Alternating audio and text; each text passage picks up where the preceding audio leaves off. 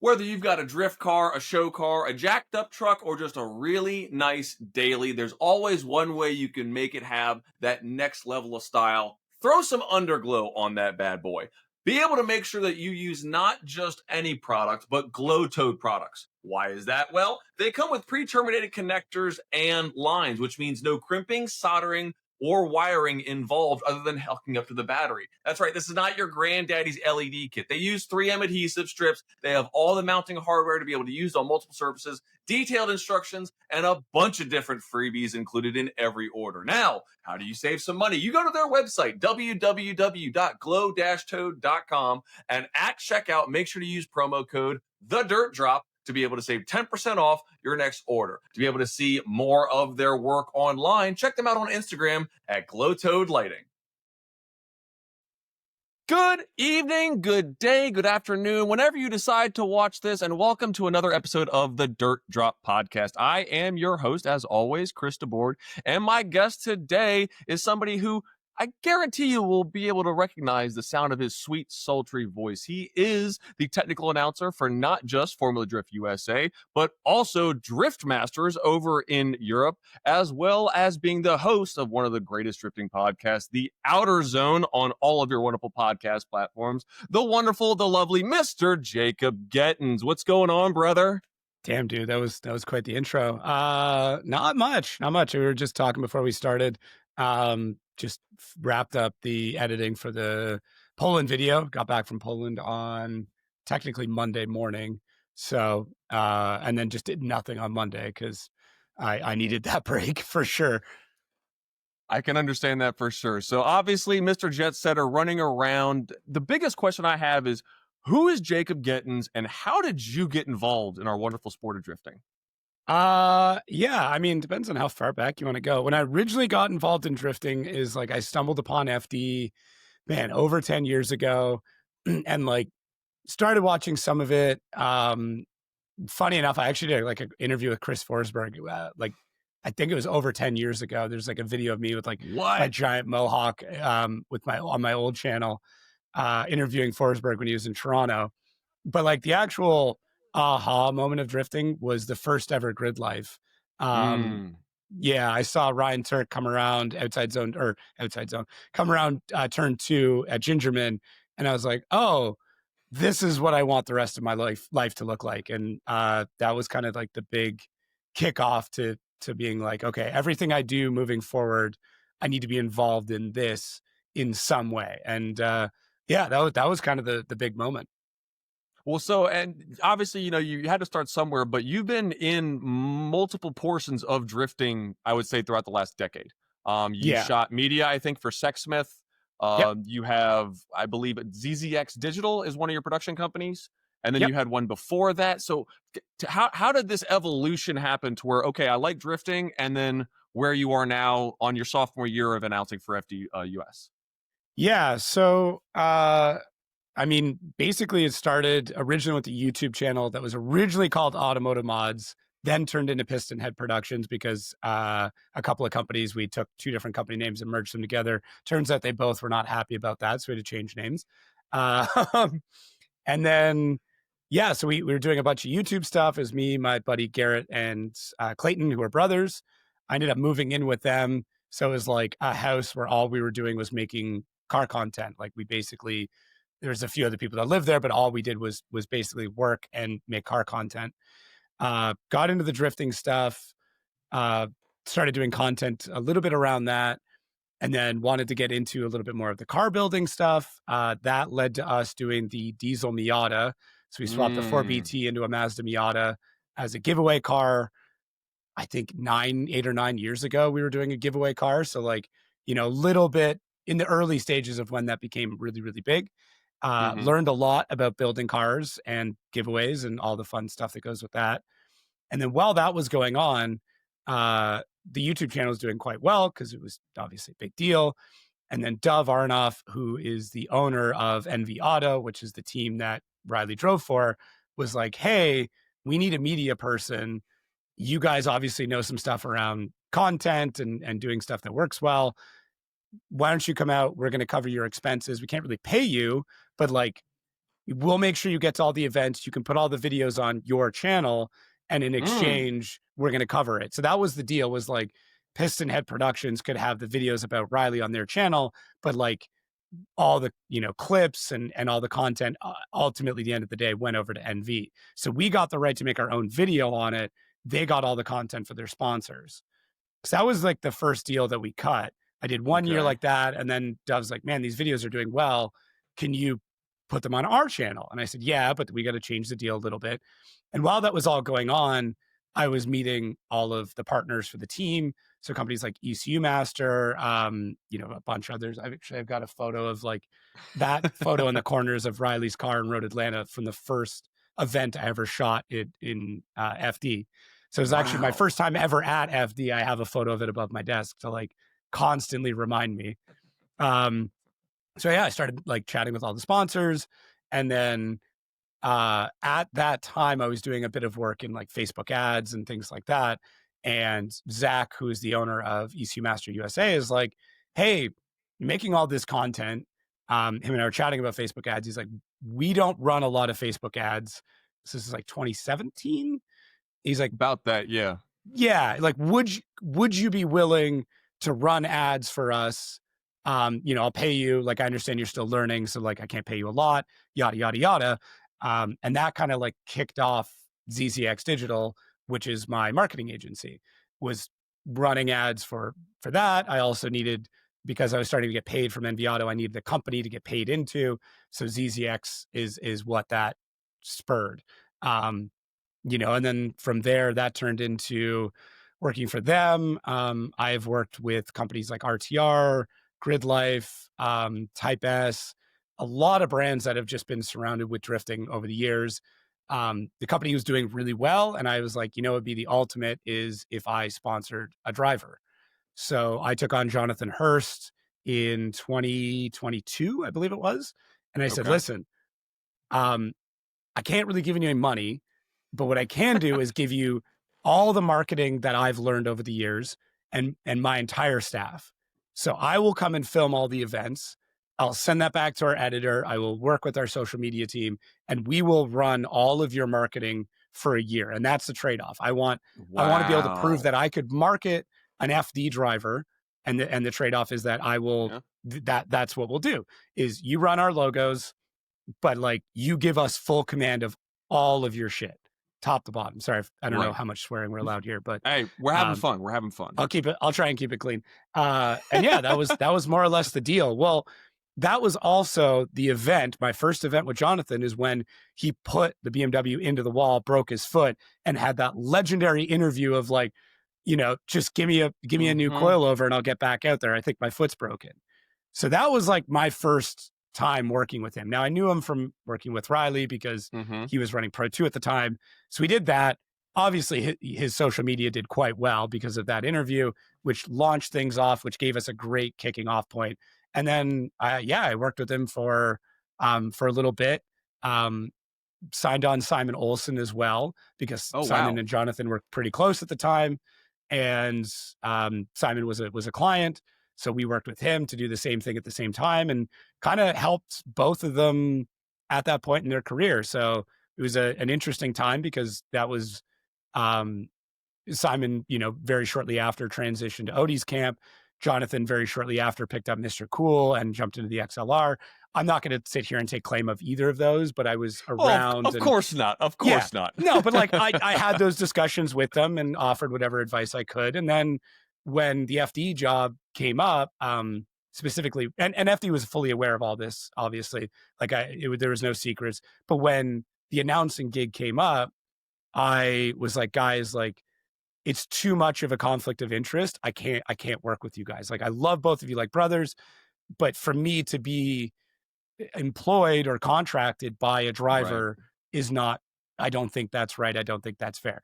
Everybody was on the same page with it. FD didn't even ask me to. It was just I don't think this is right and I don't think it's fair. So I can't keep doing this. So Yeah. we're still great friends.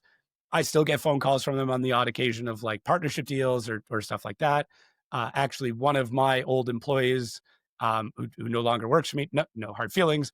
She's now working with Jonathan. So it's like here you go. Nice. Like, you already Yeah. know all of his socials because for a while she was writing them. He's your client now. This is Easy perfect. handoff. So, Easy exactly. handoff. Yeah. And yeah, I mean, that's kind of the long and the short of it. I mean, I still do consulting for a lot of brands within drifting. I still do a little bit of hands-on work with some ad account stuff, but a lot of it now, like my day-to-day is consulting companies when it comes to their marketing, whether it's building their team and their infrastructure, data management, strategies, overall stuff. And some of them is just like, hey, we're going to send you a ton of analytics every month. We're going to give you no context as to what is happening. Can you break Nope. down what you're seeing purely from a data level? And then we're going to see how that lines up with what we're actually doing. And it's that to me is super fun because they'll report back and go, yeah, you nailed it. On the 13th, we launched this new campaign. It's not been going well. And, you had no idea this was going on, but you diagnosed that from the data, which, being a massive data nerd in general, like that's the one of the coolest jobs I get to do. I have this weird picture in my head of you being like Tom Cruise from Minority Report, just moving everything around, and then and this is just Jacob in the 9-to-5 workspace. There's a reason why there's like an ultra wide monitor here. There's a vertical monitor here. I have another monitor there, and then I've got the one I'm looking at you on. So my desk is very much set up similar to that, or like Hackers, the movie, stuff like that. My desk is very much built to have as many windows open as possible so I can look at them to compare and contrast information. I mean, it takes a lot to be able to do the stuff at your level, but other than like microphones and marketing, you do drive. You are a drifter. I do drive. Yes, I do drive when I get an opportunity to. I know how it started out, and I think it is amazing. And I know how it's going now. Can you kind of talk about your journey of how you actually got into driving grassroots drifting? Yeah. So the Miata was actually the first drift car I ever drove. My first time on track was at Road Atlanta. It was supposed to be a display car because it's for this fundraiser and all this stuff. And I found a way to get on track to go drifting. I got like 2 laps in before they kind of realized it wasn't supposed to be out there. But like that I got the bug with that. Didn't really drive. I drove a couple of events with it afterwards to kind of bring attention to it. We did a bunch of repairs, cleaned everything up before it got raffled off. And then after that, I couldn't put it away. I'm like, I love driving. I think after that was the Thunderbird. So it was an 88 Thunderbird Turbo Coupe, which is essentially a Fox body Mustang with the SVO engine in it, the 2.3 turbo. And then it has like 4 feet of extra hang on the front and back. But like, pretty luxurious inside. They had like automatic headlights at the time, like auto dimming headlights, had this awesome dash, like very comfortable, like climate zones in it. So like, it's a luxury car. It would have been a Lincoln, all things considered, but had everything else that was Fox body underneath. So I was like, oh, we can drive this. 2.3 Lima engines are dirt cheap because they run them in like circle track cars. So we just threw bigger turbos and bigger injectors on it until it would blow up. And then we go, okay, we went too far and dial it back. We went through a couple engines. Just a couple, right? Yeah, just a couple. And then what killed that car ultimately was Canadian rust, because the last event of the season, I think we almost blew the engine up. I pulled it onto the trailer and we felt the whole subframe shift because it had rotted out on the body. And I was like, okay, guys, like this car's done. Like that was its last event. It's done. So, yeah. And then from there, I think I went to the 540i. So BMW, big body, V8, 6-speed, didn't even have rack and pinion steering on it. Nope. Not a lot of guys were drifting them, but like made a ton of horsepower, sounded great, manual transmission, leather seats. They were heated. We kept that. And I just beat on that for what felt like forever. I briefly had an E46 wagon, which I didn't actually get to drive that much. Very briefly, like a couple of months. Yeah, before I had to move to Florida. And then, now I'm into the G and I absolutely love it. I think it's, and that's it. That's a Jonathan Hurst, him putting it in my brain that it is better than the Z because it is floatier. It's more fun. There's more room to work on everything. The Z is great. It's snappy, but if you've got the trailer space, the G is definitely, I would consider an upgrade over a Z. And I know that's controversial, but I think having a nice floaty car, especially if you're, let's be honest, I'm an amateur at best when it comes to actual driving.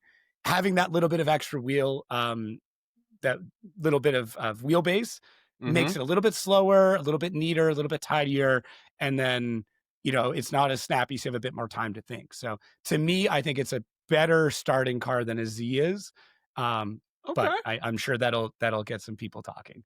Oh, of course. Well, I've got a Yeah, four-door G and I have a Z as a practice car. So I mean, I'm both ends of the spectrum. They're good in their own right, and if you're a yeah. certain kind of driver, you'll enjoy it for what it is.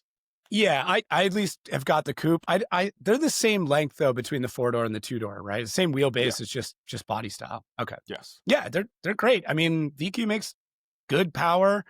You can add a little bit more with like a plenum and an intake and stuff like that, but like it's you don't really need to. Maybe some nitrous if you want to like actually add power, but I Yeah. don't know. Yeah. Well, I mean, then I've you're heard talking about like people Oh, go I've heard ahead. people shooting 150 shot without a retune on them and they'll hold. I don't know how long, but I know Not of long. two people that have run at least a season like that. Yeah. Yeah. There was a couple guys here. They were doing like a 75 shot, reliably, and Yeah. dry kits, something simple, just that bump, and then you put like a 4.3 or a 409 in the rear. Life is good. Yeah. You Yeah. know. I completely agree with that. So obviously, touched on the announcing side of things. That's your big thing right now. Is the blue beanie or I'm sorry, the teal beanie is very noticeable. But we're talking about driving and then seeing these guys out there in 1,200 plus horsepower cars. The DriftMasters guys, I think, are 67 levels above what they're doing across Europe and the opportunities for driving and stuff like that. This is a loaded question, but what is your biggest take away from not just Formula Drift USA, but Drift Masters as well, as what you're seeing is something that they're doing really well? Yeah.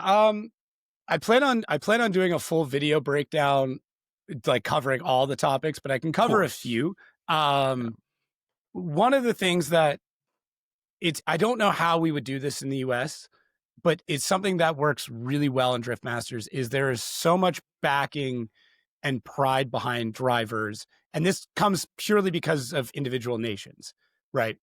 Yeah. If we could find a way to better entice people in the US and Canada and anybody who's coming out to FD to like very much back drivers and become like hyper fans of drivers, I think it would do the sport really well. We get it in some cases, but we don't get it enough. And it's just tough. Like you get the Irish people out there, very, there's a big Irish contingency. It makes a ton of sense. But like the amount of Estonian flags that I saw out there was crazy, right? Croatian flags, like countries that like I was looking up what their flag was. And I'm like, I don't actually know what this is. Like I need to look this up because I didn't know, but there's 70 people here with this flag. And that's why.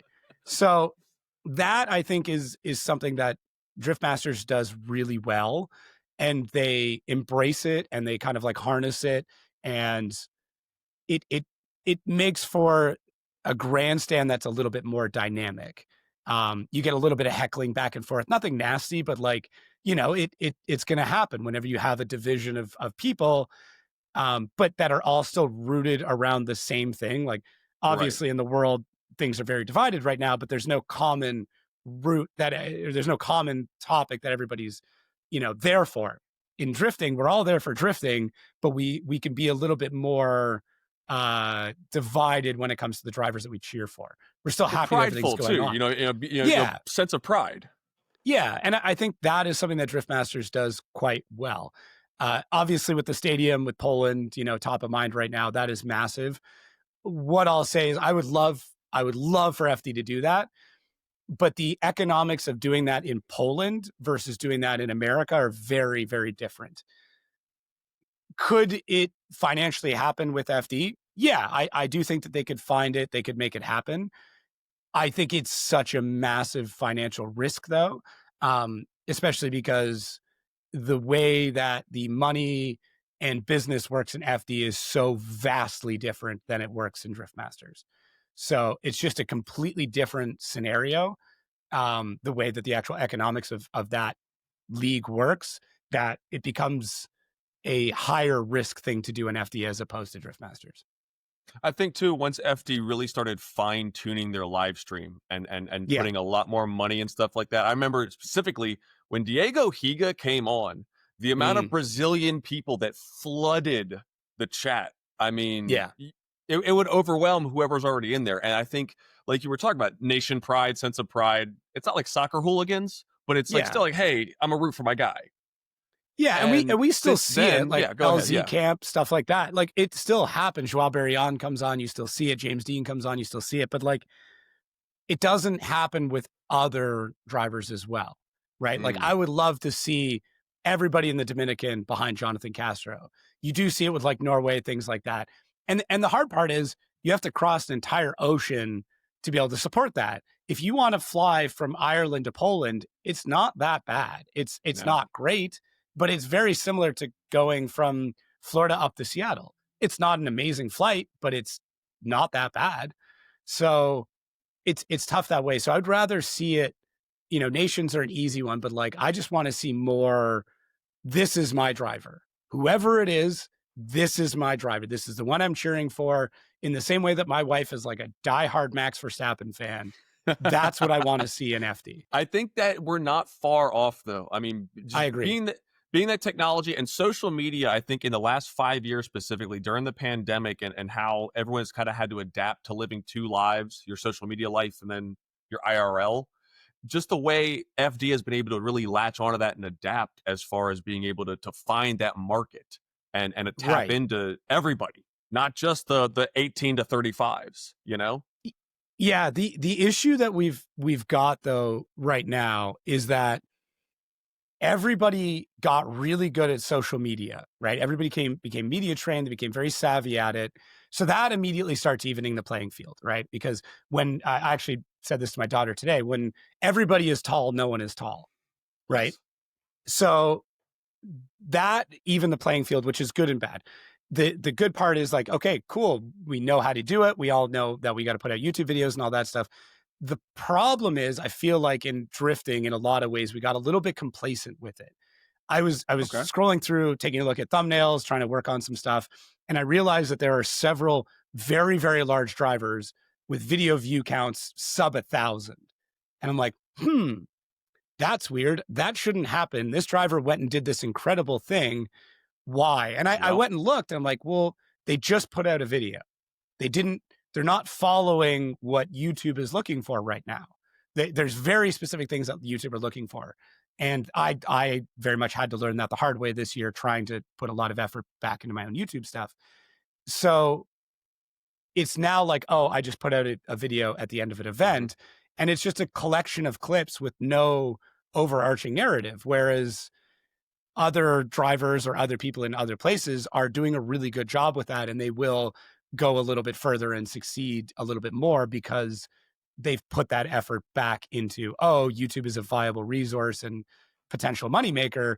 And they've looked at it, whereas other drivers, I feel like, are very much just going through the motions. And that's not just at FD or DriftMasters. That is drifting across the board right now.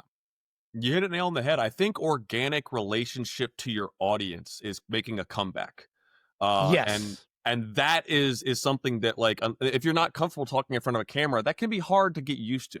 So some guys may already have an ace in their pocket when it comes to either interview style or just being able to make a video, to where other guys may have to grow into that role. Wouldn't you agree?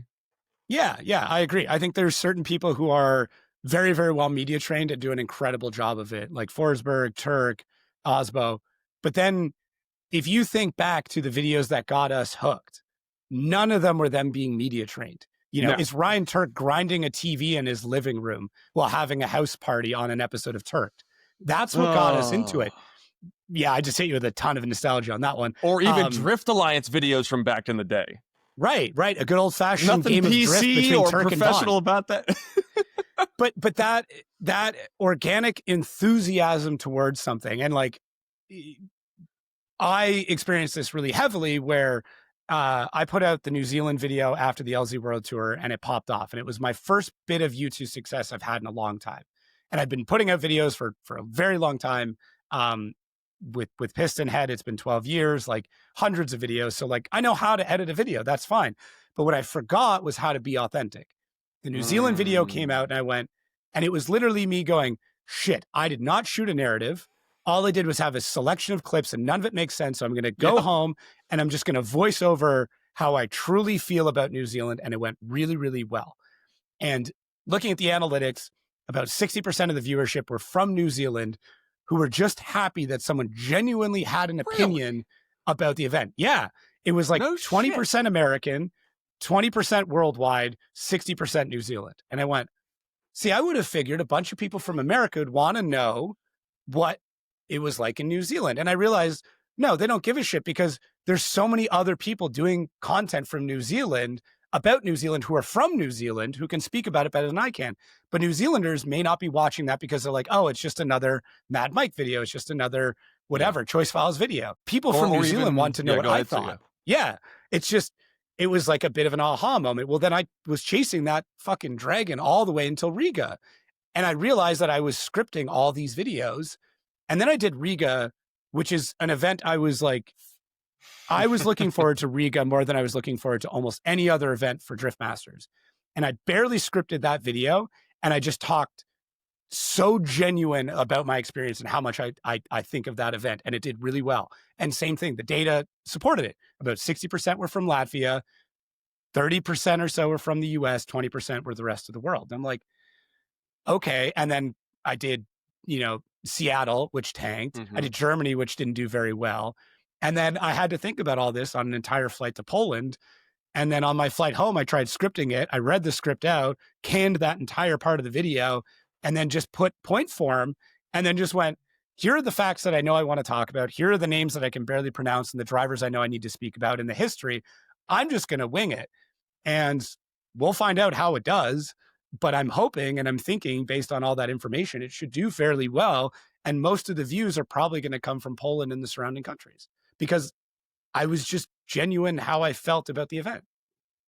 Let's be honest, it doesn't matter if you have 100 horsepower or 1,000 horsepower. If you don't have tires, you are going nowhere fast as a drifter. That's where Zeknova comes in. With their broad range of tires available for all horsepower ranges and skill levels, you want to be able to get on board with them to make sure that your drift day is not only fun, but smoky as it should be. From the Supersport RS, the RS606, and the Mac Daddy JR500, Zeknova has a tire offering to be able to make sure that you get the proper size and compound for your build. Make sure to use promo code TheDirtDrop for 10% off when checking out at their website, www.zeknovaus.com, and make sure to check them out Facebook and Instagram, Zeknova US. And the data speaks for itself. Like you said, you did the homework, you did the analytics, and not saying scripting for your audience, but just scripting to be able to say, hey, I know this works and I can make this work without trying to sound like a robot or AI Jacob, like that's a huge thing. Well, and the scripting was based on, the scripting was based on structure where I went, okay, the YouTube formula basically right now, and I'm by no means an absolute expert. It's just been what I've been cramming into my brain. Obviously guys like Adam and TJ and all these big creators, they have this way better, but I realized watching those videos, they just do it naturally. Like they don't need the formula. They're just, what they're doing fits the formula. And absolutely. You need to have a thumbnail. You need to spend a ton of time on that thumbnail. You need to spend a ton of time on that title. And it needs to have some sort of question. And that question needs to be reinforced and teased within the first 5 seconds, if not 15 seconds. You need to answer a little bit of it in the beginning. And you need to slowly answer the question throughout the video, reminding people that that question still exists. And then at the very end, you have the payoff. You have, this is why. And, the Riga video, I went back and watched and I'm like, yeah, that's what it did. Is it, is Riga as great as we all think it is? New Zealand was the same thing. Is it worth it to spend several $1,000s and get on an 18-hour flight to go to this place? Yeah, it is. And most of them answer with, yeah, spoiler alert. But, you look at Mr. Beast. Can somebody survive whatever crazy, human experiment scenario he's decided this week? Yes, they can. end of the video. But they're asking that question all the way through. They're upping the stakes and hinting at the final question all the way through. And you're going to sit there and watch the whole thing because you're just like, I want to know, like, can this dude live in a nuclear bunker for 30 days? I need to know if he's going to give up. Well, yeah, and it has that passive crescendo. It doesn't have a roller coaster. Like, I don't get bored 10 minutes into a 30-minute and then I miss what happens at minute 28.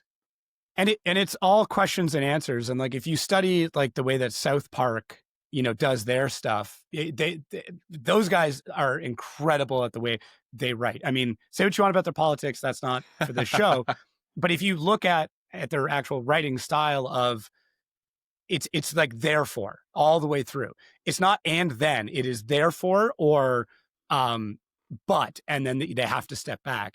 And same thing with all this content. It's like, it's building and it's a question and an answer. There's one big question and answer in the entire video. Every chapter has a question and answer. And then every sub segment needs to have a question and answer. And that question could be, how are we going to do this thing? And then they answer that.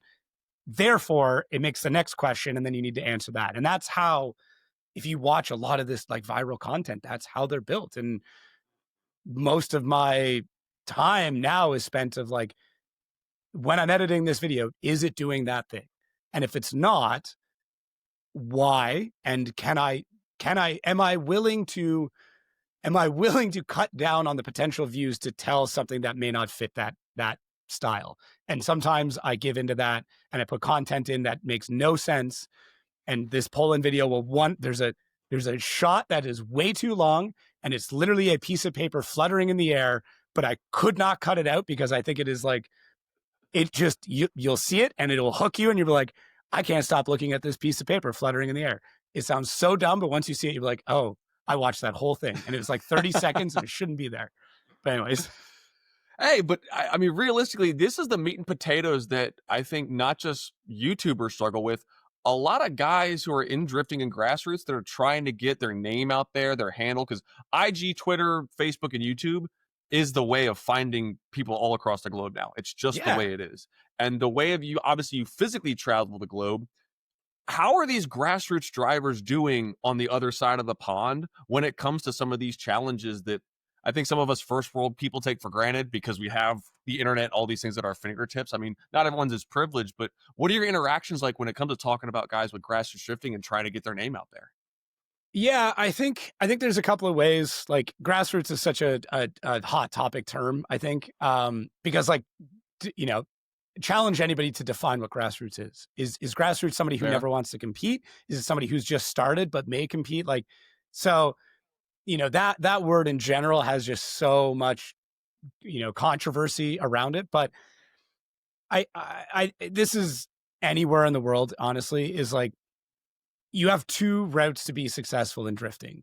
You can either be very competitive, which is tough because you need to be the most competitive, or you can be unique. And you can do both, but you will always sacrifice one for the other. Federico Sciarrifo is a great example of that.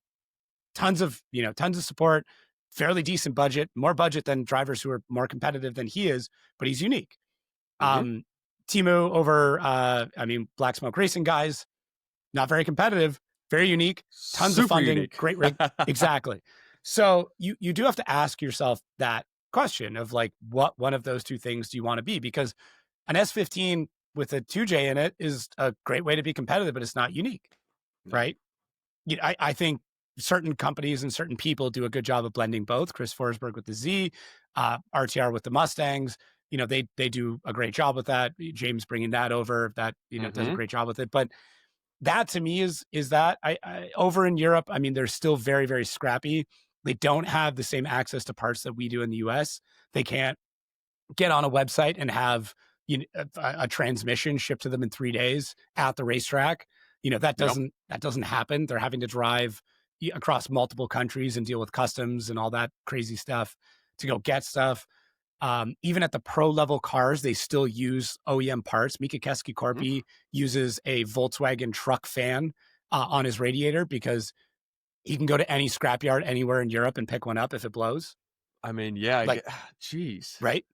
Because I would never thought, what do? We go on one of 100 websites and we get two 14-inch fans that have a shroud specific to the thing that we've already got shipped to our door in 2 days. And if we don't like it, we can return it at no cost. For Mika, it's like, no, I'm going to go get an aftermarket updated aluminum radiator out of a full-size Volkswagen pickup and the fan that bolts right onto it, because it moves far more than enough CFM for my B58 because it's meant for whatever. So yeah, Right. why wouldn't I do that? Because if either of those things break in an accident, there's a scrapyard wherever I am, and I'll just go get another one, and it'll cost me, 100 euros. So because they don't have the same access to parts that we do, they have to be a little bit more resourceful and stuff. Power steering pumps over there, they've got it figured out, man. There's like 6 different cars that they can get electric power steering pumps from, like Opel's. I think there's a Renault one that they use. There's a Volkswagen one they use. Volvo. And yeah, Volvo ones, obviously. I think Mazda's got one as well. But like, they're like, why would I buy this when this is everywhere and it works great? Right. Meanwhile, we're paying for bespoke power steering pumps that are $600, and these crazy coolers where they're like, well, I'll just get an oil cooler off of a transport truck and use that, because all it's got to do is cool fluid. What matters what fluid's in it? Yeah.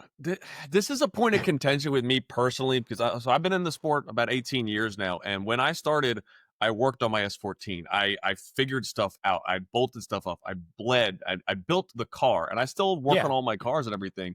And I see a lot of guys taking, I'm not gonna say the easy route, but taking advantage of their opportunities to buy all these parts and like that, and they just slap them on real quick. But just the engineering and the understanding of how did we get to this point? And swipe the Visa or turn a wrench. I mean, realistically, I prefer to, turn the wrench, just because I know then if I'm at the track, I can fix it myself. I don't know. Okay, again, this is me personally, but yeah. Did you build your computer? Did you build your PC? It's a fair point. I did not. You just swiped the Visa and got a PC. I built this PC. So like, does this make me better than you? No. I just chose to go that route because I wanted to. I wouldn't say better. I would say a different appreciation for something. And then especially like you obviously are much more passionate about your PC than I am about mine, because you put hands on it. And I think that's, But, and here's one for you. Am I more willing to destroy it than you are? No. Exactly. So I would say that in some cases, just bolting the parts on, not having that same intimate relationship, will allow you to become a more aggressive and potentially better driver. Interesting. No, I never thought. I mean, granted, I have a car that I literally just, if stuff happens, whatever. But my competition car, I was a little sad when I put that into the wall. There was pain. Because it's time. It's memories that disappear. And this is also my argument with like some of these young drivers coming up who truly don't understand what the value of a dollar is and how much time goes into one of these cars, but they can also be really good. It's also why I think, and this will actually piss a lot of people off, drivers that come from money can often drive significantly better because they don't have to worry about the car, because they have somebody in their lives, whether it's a family member, a business, or a partner, that goes, don't worry about it, we'll just get you another one. I've seen some scrappy drivers come from next to nothing and really put the wheels. I mean, not in the last couple of years, maybe not so much, but like the late teens, early teens, there were still some privateers that were really putting the strings of some big labels. But then again, this is just, it's all opinion. I don't disagree. I'm not saying it's like the end all be all, but like, to me, the drivers that ultimately do the best in competition at the end of the weekends are the ones that are willing to pick up their car with a dustpan. Those and you can see it in practice. They come out, they're not worried about it. They're not thinking about, how can I afford this? They come out and they touch the wall in the first lap, and you're like, that person's making it at the top 8. I'll guarantee it. And you can see it so quick. And a lot of those drivers can afford to wreck that car because they can just go out and do it. And sometimes the afford isn't necessarily the money. It could be the mechanic. They can just go, I have a team that can rebuild this entire car overnight if I bin it right now. And like, that's kind of more the Shanahan mentality. Like they've got budget, don't get me wrong, but like they're by no means the most, affluent team on the grid, but their team is incredible. And they have rebuilt those cars overnight. And they just go, we could wad this entire thing up. And, Connor and Jack's dad with a hammer will fix basically anything. Well, and not to give no credit where credit is due, LZ the last 2 years, Yeah. Mother of Mary, one of the biggest risk takers and bounce backers. Yeah. I mean, his flick at Englishtown this year in front of one of the biggest robots of the drifting community. Again, like you said, willing to pick it up in a dustpan, did not care. I'm going for gold. Yeah. That's the most dangerous person in the world is somebody who has nothing to lose. And at that point, you're like, what do I have to lose? Like, either if I nail this, we will be talking about it forever. And if I miss it, I'm just another accident that happened that weekend. Do you think maybe that's one thing that could be holding some newer drivers back that are just getting out in the sport? 100%. Go wreck your car. Interesting. Go get into a big hit. I'm serious. Look, how many drivers have had like solid wrecks? Like, I mean, I don't want you to get hurt. But I'm not advocating go get hurt. Right. But there are so many drivers that have had bad wrecks and then come out there like, that's the worst it's ever going to be. I can just drive now. Now, on the opposite side, there are drivers who have bad wrecks who are scared for the rest of their driving career. And that's the problem, is like, you won't know who you are until that's happened. And you might be on the side of it you don't want to be. But like, Turk binned his car in Long Beach and then came back, and I think he won Atlanta or Orlando afterwards. Vaughn destroyed a car in Texas, had a great run right after that. Like, so many drivers have done that. Matt Field, similar situations. Like Dean, I mean, good night. Yeah. Yeah, exactly. Like, on paper, you remove the actual like results. Mechanically, one of the worst seasons we've ever seen in drifting. The amount of wrecks he was in and how bad those wrecks were, wins a championship, because that's who he is, right? But then there's been other drivers, and like Mike Power, like, great friend. And I know financially it devastated him, but like there's definitely a mental factor to that, where I'm sure that wreck in Long Beach, I mean, financially crippled him, but mentally that's tough. And some drivers would go, I'm going to find a way to get back out there. I'm going to put everything on hold. I'm going to make it happen. I'll move back in with my parents, whatever it is. And they come out of a wreck like that, and that's what they do. Other drivers go, oh, wow, I got hurt in that wreck. I need to really rethink things like that. So it just depends. Credit to Mike Power too, because I saw he's back getting ready to, he's doing active again. A ton of great stuff. Yeah. Another guy that comes to mind who I like just personally, just style and everything, Alec Hollindale. I mean, fantastic driver. Justin Pollock coming that crescendo out in and now spotting again. I think there's something to say of not just being financially crippled, but just sometimes you just get beat down in this sport at those upper levels. Yeah, I mean, Alec Hollindale was a health issue that caught up with him from years of jet ski stuff. I think Justin Pollock, it was, speaking on his behalf, the Falcon deal, I mean, he was able to hold on to that, but them not wanting to do pro level, not getting the results he wanted, nuking an engine, just a rough little bit. And, admittedly, there's a couple of drivers in FD right now that are on that very same cusp. And I don't know. I mean, I won't point any fingers, but go back and listen to a couple podcasts and listen to what drivers are saying, and you'll start to hear it. And I get it. I totally get it, because they're putting their entire life on hold. They're, financially ruining themselves in a lot of cases. They're losing marriages. They're missing birthdays and holidays and their entire summer and the period of time that they could be most active with family and friends, just to potentially be a great driver. And it's just a massive gamble. So I'll never fault the driver for leaving, because I've seen it. And there are drivers that, for their own mental health, I wish would take a break, because I see what they're going through. And that's on both ends. Like I've seen that in grassroots. Like I've seen that. Like we all know a guy at our local track that you're like, bro, just take a season off. Like just regroup everything, get your shit straight, and come back in a year's time, because like this is going to ruin you. Like 5 years straight of pro-am between the travel and running. I mean, and trying to get that thing. I mean, it's like not for saying nothing, dude, but like what's going on? Like where's your head at? So on the other side of things, I want to chat briefly about the two Australians, the Keep It Reet and Luke Fink. really not their fault, a failure to launch, that they just got let down on the money side. Yeah. Yeah. And I mean, Keep It Reet's had a pretty big, come to moment. Like, go watch his videos talking about all the financial stuff, trying to pursue a dream in America. Luke Fink, things look good, last minute shut down. I mean, I had this entire conversation with another Australian driver at DriftMasters where, and this is like actually touches on a bunch of things we talked about. He wants to come over with a very unique engine package, put it in a pretty reliable chassis and do something awesome. If you read through this, you'll be able to figure out who it is, but I don't want to blow up their spot.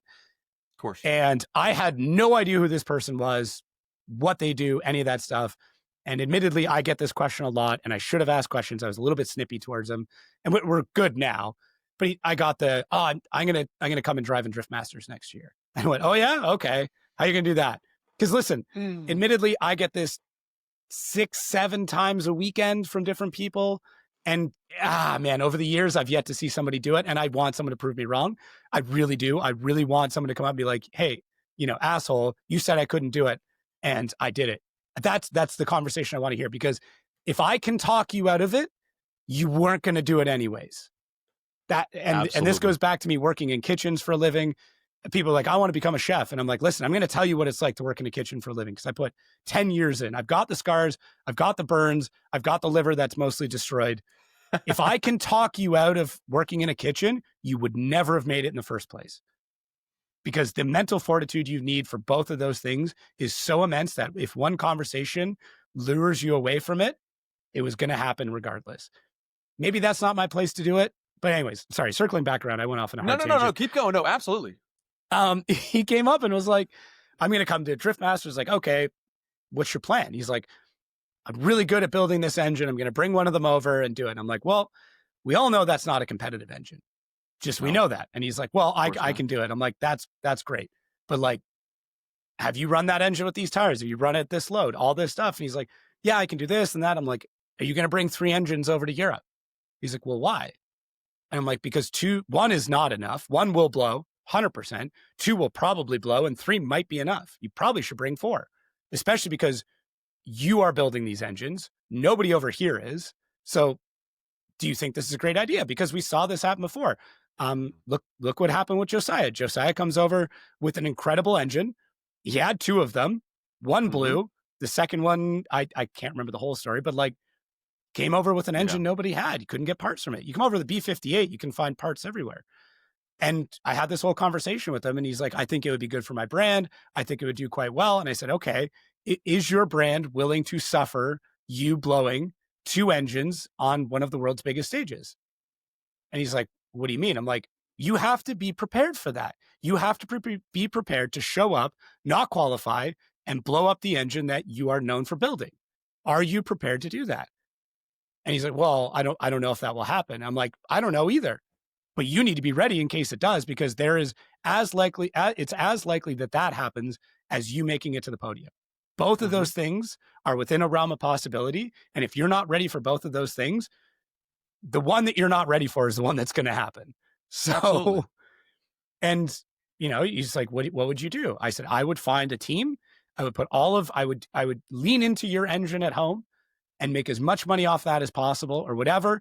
Maybe potentially ship a couple of those over if you really want to run it, but have a team in Europe operate that for you, because you're working in opposite time zones. You're working in currencies you don't understand, on highways you've never driven, with, a series you've only visited once. Does that make sense? Does that set you up for success? These are real questions, and it's not just at DriftMasters. No, and it's not just in drifting. It's just in life in general. Like, if you want to, I picked up my entire life and moved to Florida, but I had to ask myself all of those questions. Am I ready to move my wife and 3 kids back in with my mom because my idea failed? And I had thought through that scenario, and I went, this is a massive gamble, and I could fail and be completely broke within 6 months. And if it doesn't go the way I think it's going to, I will literally have to sell everything I own to get our family back to Canada to move in with my mom. So I say these things to people because it's like, I've had those things happen. I've had an idea. I've had several failed businesses. I've watched everything I put, years into explode in my face and look like an idiot. So I know what it's like. I've hit rock bottom, and it's not great, but until you're ready, until you are prepared for that to happen, anything else is just a dream, because you have to be ready for everything to completely blow up in your face. But once you're ready for that, damn, it's easy, because now you're like, I know how bad this could go. I need to swear one more time, because it's please no. It's a very definitive. One of my favorite phrases to people is, if you're ready for someone to tell you to go fuck yourself, you can ask any question you want. Absolutely. Because that's the worst someone's going to tell you, is go fuck yourself. So absolutely. I hit up a company. Yeah, I hit up a company like 2 days ago. Complete wild pitch for a bunch of money on an idea that I have probably no business doing. And I was like, I'm prepared for them to say that. And I'm prepared to look like a complete idiot. Mm-hmm. Sent them that email, and the guy came back and goes, well, that was bold. And I was like, yeah, do you want to be involved? And he's like, if you truly think you can do this and you have a contingency plan, let's work this out. And I'm like, all right, cool. And like, I have no business emailing this person, but I was prepared for that person to tell me that. You miss 100% of the shots you don't take. Wayne Gretzky, Michael Scott, Office reference. Yeah. I mean, yeah. It's Wayne Gretzky. I'm a big hockey guy, so it's a Wayne Gretzky reference for me. But yeah. But yeah, it's just, you have to, so many people coming into drifting and wanting to do this stuff are just not prepared for what could happen.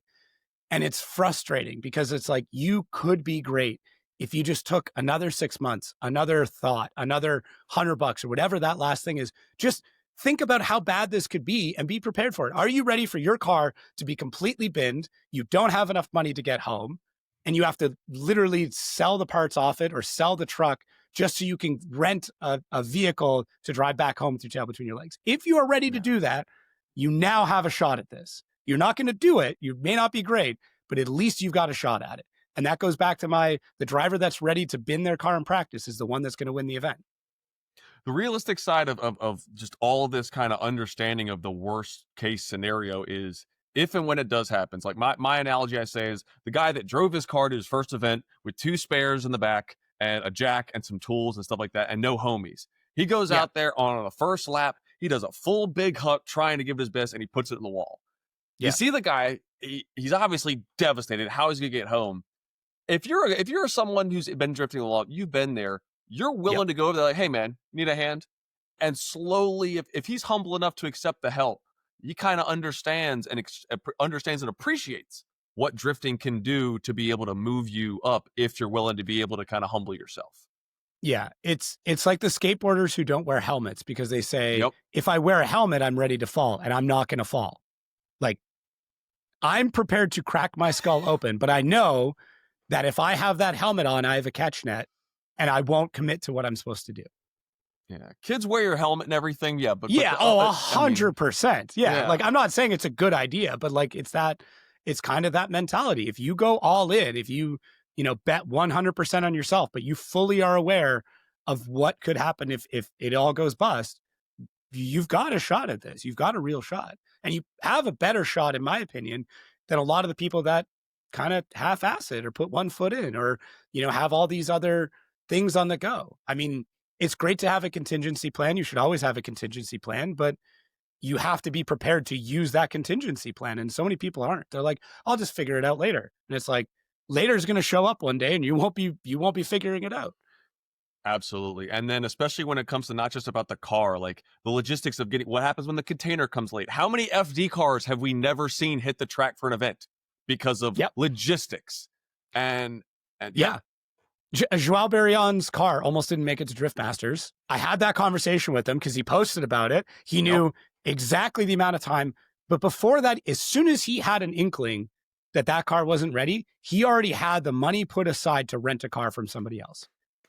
And he already had the money ready to go if that car didn't happen. So like, he looked at what the worst case scenario was already prepared for it, had the money in hand, ready to go, didn't want to do it. I'm sure that money, could very well be used on other things, but was ready to go. Right. And like, realistically, he's not a young guy. He's not a new guy to drifting. That was almost like a veteran move, where some of these younger Yeah, guys are doing 100%. what you're talking about, you know? Yeah. It's if you show up to the track and you've got another engine, you're going to be on the rev limiter longer than anybody else will. Absolutely. But if that's your only engine, you're going to take one last lap. You're going to have a little bit less practice. You're not going to drive as hard. You maybe aren't going to, gear the car for what you actually think it needs. You're going to be a little bit safe, or you're going to pull the rev limiter down, which means you're going to lose 10 miles an hour of wheel speed, and that's going to be enough to get you gapped. So these are all the things. Or if you're thinking about, how am I going to feed my crew? You're not thinking about driving. Yeah. So. Or the little things. And that's why I see a lot of my buddies and people I'm just talked to, they talk about making that jump from pro-am to pro spec. And I'm like, how many pro spec drivers have you talked to? How many just have the conversation, you know?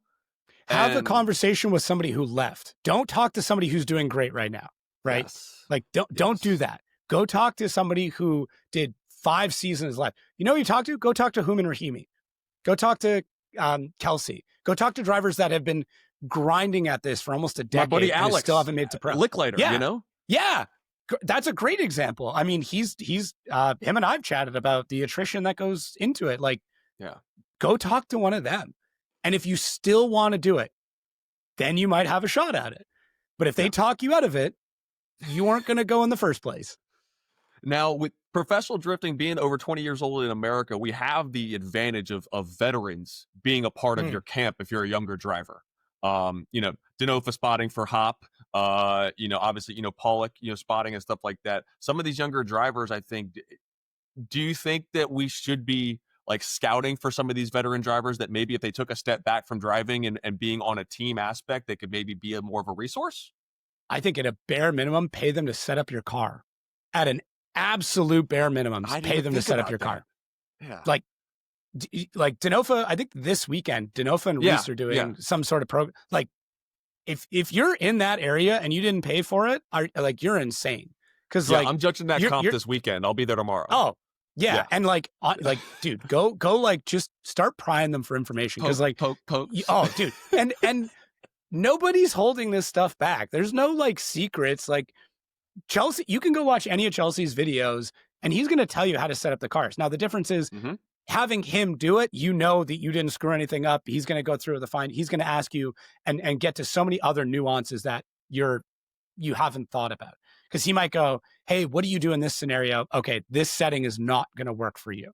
This is going to be too aggressive or not aggressive enough. So yes, those videos are going to get you that far. But it's like spotters help. The amount of spotters that don't talk to the judges and spotters help. Almost all of them are people who get knocked out in top 32. God. Almost all of them. Or seating. Yeah, or seating or whatever. You are provided a time to speak to the people that are going to decide how your weekend goes. Why are you not talking to them? Absolutely. So go ahead. Yeah. No, just those resources. Like if you want to do this, just every resource you can get your hands on it. In whatever way possible. The wheels on the bus go round and round, and your drift car should do the same. Let's be honest, there are so many wheel companies out there. It is definitely hard to choose from. But if you want fair pricing, great customer service, and a super quality product, look no further than Stage Wheels. Out of Richmond, Virginia, Stage offers 4 different wheel styles in multiple offsets, bolt patterns, and sizes to fit your application. Even better, use promo code TheDirtDrop for 10% off at checkout at www.stagewheelsna.com to be able to save on your next order. Also, be sure to check them out on Facebook and Instagram, Stage Wheels. For the clinic that Jacob's talking about, Catch My Drift here on the East Coast at Southern National Motorsports Park has invited Reese Marin and Chelsea Denofa to host a drift clinic. So for today on Thursday, they actually, in the evening time, they hosted the classroom portion. And then tomorrow morning, they're actually doing the on-car setup portion to be able to do the driving and stuff like that. Obviously, it's not free. You had to pay to get in there. Chelsea is worth something. But I think this is an opportunity for more drivers than just Chelsea. I know he's not driving this year, but to take advantage, especially around their hometown or in like a 6-hour radius. A lot more of organizations could reach out to these drivers, pay them some scratch, And that knowledge pays dividends to drivers driving in their series and on their track. Even if you're a Pro-Am driver, find your local pro spec driver and hit them up, because as much as you might look at them and be like, oh, well, you're not successful, they still have, you know what? They're doing better than you are. They're in pro spec and you're not. So they're infinitely more valuable than your own brain is. Go talk to them, give them a couple $100, whatever they want to charge, get them to set up your car or get them to at least watch your driving or whatever. Having pride is such a dangerous thing. Like, just put it aside for a second. Yep. If you're in Pro-Am and you've been running Pro-Am for 3 years, sorry to tell you this, you're not that good. You're not as good as somebody who's already in pro spec. You're nowhere near as good as somebody who's in pro. You're going to have a bunch of excuses and be like, oh, I didn't get this break, or this judge is biased towards me, or I didn't have the money for that, or this person screwed me over, whatever. It doesn't matter. I don't care what your story is. It's your story. That's for you to decide. You're still not there. Because do you think that like nobody else has a story? Do you think that everybody in pro spec can't give you a 1,000 reasons why they shouldn't have made it? Everybody in pro has some, background into everybody that screwed them over or everybody that was biased. They all do. We all do. Stop talking about it. Put your head down, get your shit together, and go to the place you want to go. That's it. Yeah. Like, that's it. It's so frustrating. I get so frustrated when I hear those stories, because it's like, I want to put all of you together. I want you guys to have like a little meeting so you can all complain and realize that all of you are complaining about the same stuff. And it's the people who aren't complaining, who have just dealt with it, that are ahead of you. That's it. Yeah, it's like a accountability anonymous. We meet during top 32 of pro, while we could just kind of sit there and twiddle our thumbs while our stuff's on the trailer and they're out there, getting on the podium. Yeah. Or like, I don't go to events I don't drive at. Well, that's stupid, because while they're out driving, you could be talking to everybody else to understand car setup, or meet partners, or meet judges, or meet fans, or anything. Like, it's just one of those stupid ego and pride things that makes no sense to me, because when you take 2 seconds to look at it, it's a really dumb decision. It costs you almost nothing to go to an event for free. And at bare minimum, you can just go watch other people drive and start to learn. Like, the only reason I know anything about drifting is because I've watched possibly tens of thousands of hours of drifting now. That's it. It's not because I'm a good driver. And on video. Yeah, I'm a terrible driver. But the reason why I have an instinct as to what's happening with a driver or a car is just due to pattern recognition of watching an immense amount of drifting and then talking to people and went, hey, I noticed your car did this. What was going on? And I don't go, I didn't immediately go up and go, your car did this because this, and this. I went, I noticed when you grab the handbrake, your car squats immensely. Is that something you're trying to do or something that it just does? And they go, no, I actually want to fix that. And I go, oh, okay. And then I go to somebody else and go, hey, your car doesn't do that. And you have the same car as that guy. What do you do that stops your car from doing that? And they go, oh, I just make sure that my high speed dampening is good. I go, interesting. And I go over to that guy and go, do you have high speed dampening control? I'm like, no, I just have cheap one-way coilovers. And I go, that might be part of your problem. Okay, moving on. Like, yeah, I'm an incredibly inquisitive person. I like to look at patterns and data and put it all together. And that comes down, like, that is all because I just went, I'm going to go watch as much drifting as I possibly can, even if I'm not driving. Well, and that does add, obviously, your credibility and merit to being a technical announcer in 2 series. But, Jared does a great, way to be able to hype things up, make things awesome. Yeah. But then coming back into it, Ryan Sage, another great technical person, to be able to fill in his role and doing that thing. But it does kind of bleed into, you have the passion, but you also have the knowledge, and you can't be in that position without both. Right. And the knowledge came from the passion. Like, of course. I love the sport. I immensely love the sport. And the only reason why I've put in as much time and effort and years is because of how much I enjoy it. It makes no sense. I'm not getting rich off of this. Like, listen, I don't know what you think a drifting announcer makes, but it's not great.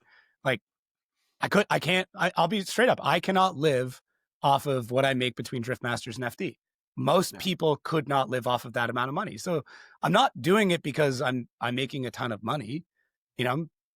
I'm doing it because I truly love it. And I love the Absolutely. sport, and I love the people, and I love the stories, and I want people to be successful. And that is why that amount of time went into where I'm at. And I've said this before. I'm by no means the best at my job. I guarantee there are people that gave up way sooner than I did that could have done a much better job than I did, than I am. I believe that wholeheartedly. I also believe that the greatest drifter ever gave up before they ever became that person. I think that the best driver right now is somebody in their basement on a sim that doesn't have the money to get into a car.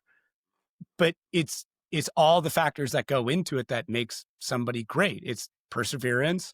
It's putting in all that time. And I'm not sitting here trying to make myself sound great. This is more towards everybody else. Like, it's overcoming all that shit. It's not complaining. It's putting in the time. It's having the passion for it and giving up so many things that nobody talks about just to get to have an opportunity to maybe be okay at something. So that's where I'm at with it, is like, there are people who know setup way better than I do. Chelsea knows significantly more about car kinematics than I ever will. Mike Kojima knows way more. Steph Papadakis. I mean, all the guys on Piotr's team, like James Dean, anybody, most pro spec drivers probably know more about how to actually set up a car than I do. Let's be perfectly honest. But I was able to connect everything that was in my wheelhouse together, and it just happens that it suits being a technical announcer well. That's it. Well, and always learning, always wanting to push and learning about the new builds, and during the off season doing a massive amount of digging and homework and poking, just so round one you don't look like a dunce and be like, oh, what's this? I've never seen this car before. Can I show you something? Actually, I don't please. Nobody's seen this. I'll be back in 1 second. Nobody has seen either of these things. This is like the elevator music. We're not cutting this out. We're keeping this in the podcast because the suspense is building. Jacob definitely is not going to leave me waiting. All right, okay. I see a binder. Oh my goodness, a binder with no cover. What could it be? Oh, did you just talk through the whole thing? Absolutely. Why not? Okay, yeah, no, it's cool. Yeah. Okay, so we have 2 binders here. That is the FD Stats binder with all the data. Everything is correlated by name, so all of the stats There's going tabs. through. Yeah. Now, this particular book was actually put together by Ryan Sage and Cooper at FD, as per my request, because we have driftstats.com, which is incredible. But having paper stuff can often be much better. We've done both things. We're kind of running a bit of a hybrid model right now. So that is to give you an idea of, like, beautiful. This is something that I just keep in case I want to reference stuff. And then this is every single bracket from every event that I've ever been. And it's tabbed and it is based on series. I have my first event, and I've literally the first time I've ever announced. I have stuff back from like Lake Erie Speedway when I was doing that. I have, paperwork from when I did oh my God. Virtual, what was it? EDC? VDC? Electronic Drifting Championship. No, EDC, which was a different series that I did commentary with Ryan Lantain at during COVID. Yeah, it's all in here. All of them dated and signed. So it's like, but then now if I need to reference, I can just go back and be like, I know exactly, what happened 2025 St. Louis, who all the top 32 battles all the way through. I gotta step my game up. Yeah, that is incredible. It's a no-brainer. Yeah, but it's like, one, I'm a sucker for nostalgia, and I love I've every hard card and every media pass I've ever gotten. That's on the other side of the camera, because it's like, I don't know, it's nostalgia is like the most powerful drug we have, right? Because it's literally just longing for something we can never have again, and yet it'll consume us. Like, I'll listen to the same bands I listened to in high school, and I get frustrated when they release new music. So I'm like, this isn't the Rise Against I grew up listening to. Slipknot's not as hard as it should be anymore. Like, these are the opinions I've got because I will always go back to a time that was simpler or better, even though it really wasn't. High school was a shit show, and I was full of anxiety, and I was a weird kid with a mohawk that was into magic. Like, was that a better time? Probably not than now, because I got a house and a computer and I'm on TV. Like, no, why would I think high school was better than right now? But for some reason I do. And all of that nostalgia ties into the fact that, like, I have all of this. I have all of those. I have every single video I've ever shot ever, because what if I need it one day? And sometimes it works, but all of those things tie back, because I'm like, I can't let go of that. What if I need it? What if I want to look at it again? So I don't know where I was going with all of this, but yeah. No, but it makes sense. No, so how analytic and how specific and serious you are about it. That just shows how serious you take the job. This isn't just some guy who got pulled out of a crowd where some people just think you got lucky. No, dude, you've been grinding. I mean, I kind of did. I think Matt Farah once told me from the Smoking Tire. I had him on my old podcast years and years ago, and he once said that luck is a lot like buying lottery tickets. That like some people buy one lottery ticket and they hit the lottery and they're set for life. And some people buy lottery tickets every day of their life and they never win anything. But if you're never going out and buying lottery tickets, you're not doing things that will offer you that opportunity, you'll never win the lottery. So you can 100% call it luck. You can also go, I made videos for 10 years that almost nobody watched. I volunteered at tracks to do announcing for free for years that nobody listened to. I, made podcasts and did stuff that never got consumed. I have, file folders of projects and companies that I've started that have failed. Like all of those things happen. But yeah, if you want to call that luck, by all means, go for it. You're right. I am the luckiest dude I know. Or my favorite phrase that I absolutely love to hear, must be nice. It must be nice. Yeah. I've been home a total of, I think, 16 days in the last 6 weeks, but it sure is nice. God, it's nice to still, again, like you said, the nostalgia, the humility, the stuff that we came up on, whether you've been in the scene for 5, 10, 15, 20 plus years, that I want to transition now, the nostalgia, drift etiquette. And new kids coming in, when we were starting in drifting, you learned just because we didn't really know what it was. We kind of grew into what drift etiquette is today. What's one thing that you think guys are getting on and they're sticking to that you like? And what's one thing that you think newer drivers really need to understand, that if you are doing this or not doing this, you're pissing a lot of people off and you're really not making a good impression if you want to be able to make friends? I think the thing that frustrates me with it is you need to be good. You need to be a little bit cocky.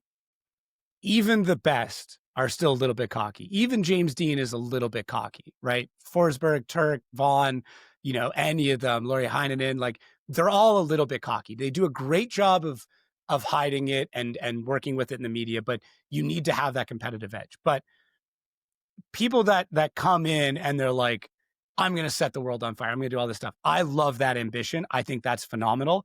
I think that will take you far, but it's how you display it and how you communicate it and who you communicate it with. That's the difference. I 100% believe telling people your intentions is very, very good. But once again, it's how it's framed. Like, I've made it quite clear that I would love to work for the NHL or I would love to work for F1. I've been very open about it. I've been honest. I've told people in both of those places, I would love to do these things, because if I never did that, there'd be no opportunity that could ever come up. Right. I mentioned wanting to work in the NHL. I recently had a meeting where I got to tour part of an NHL team. Awesome. Nice. Will it lead to something? Probably not, but it's cool. I said it. It took me somewhere, but I didn't come out, and I don't like it when people come out and go, I'm going to be the greatest to do this thing at all times. Like, no, just take a step back, take a break, understand what you need to do to even get there. But that's just an across the board thing. I'm happy when someone goes out and like, I want to do this thing. Like, I want to be here. I want to do this thing. That part is all fine. It's just when people come out and they're like, I'm going to make it to FD right off the bat. And it's like, well, listen, understand that you've got a bare minimum of 3 years before you even have a shot at it. So like, you need to take a breath here and so the passion, good.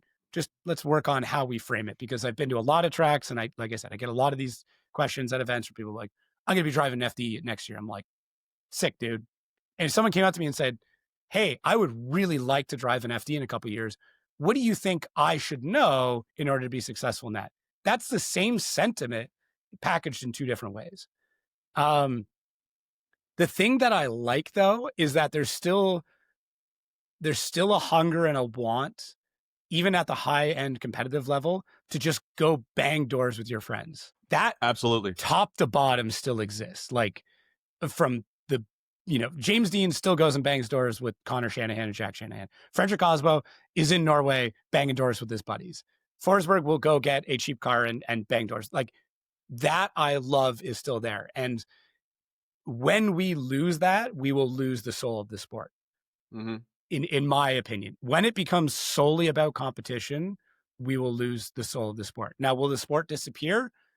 Possibly, but I think that is very needed. I think beginner days, open days, you don't even have a welded diff. Cool. We're going to teach you how to slide just one direction because that's the only way it's going to work.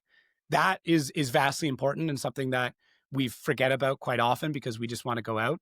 I think people not sitting and cheering on C group or D group or your lowest group or whatever it is a disservice to your drifting organization.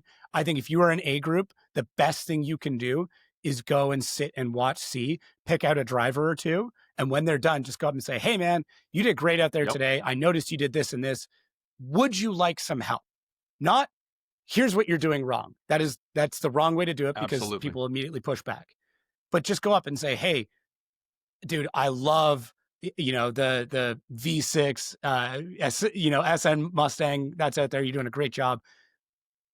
Do you need some help with it? Like there's some things that we could probably do to make it a little bit better if you want. Oh, you haven't taken your steering rack limiters out. I'll show you real quick. It takes 2 seconds and it's going to feel so much different. You're going to love it. Those little moments are what keep people in drifting and what grow drifting.